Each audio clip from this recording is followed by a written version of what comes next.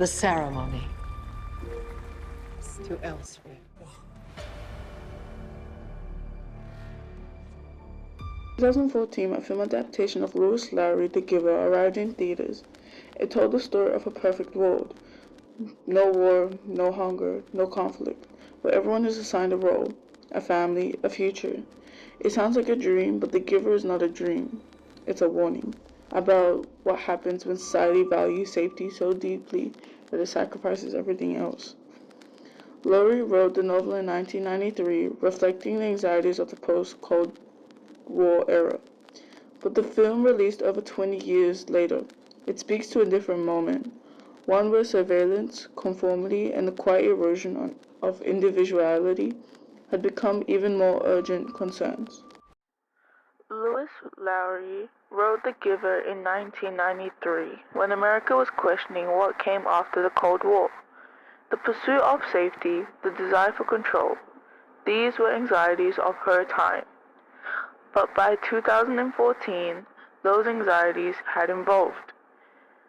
The film was released in an era of mass surveillance, data collection, and social media, where every aspect of life was being tracked, sorted, and optimized. The film adaptation takes Larry's speculative world and updates it for the 21st century audience. The community is still gray, still controlled, still devoid of memory, but the technology is sleeker. Surveillance is more pervasive. The film is not just adapting a novel, it is reflecting its own context. A world where safety and control have become the highest values, and individuality is the price. The film uses black and white to show the community's emotional emptiness. Color only appears when Jonas begins receiving memories. This is not just a visual choice, it is the film's central argument made visible. The community has traded color, feeling, and memory for stability. Every detail reinforces this: the identical houses, the assigned roles, the daily pill that suppresses stirrings, desire, individuality, the very things that make us human. The most devastating scene in the film is the release of the twin, Jonas' father, kind, gentle, and smiling. He kills a newborn because he is smaller. The act is cynical, the language is calm. There is no villain, there is no cruelty, there is only procedure.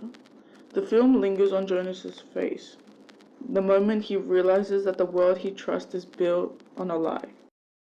The 2014 film speaks directly to its moment. In 2014, Edward Snowden had revealed the scale of government surveillance just a year later. Social media was reshaping how we present ourselves. The question of who controls our data, our memories, our identities, this was not abstract, it was the news. The film's community, where every aspect of life is monitored and managed, no longer felt like a distant dystopia. It felt familiar. The film ends the same way the novel does. Jonas escapes into the unknown, sliding down a hill. We never know if he survives. We never know if he finds elsewhere. But the choice itself is the point.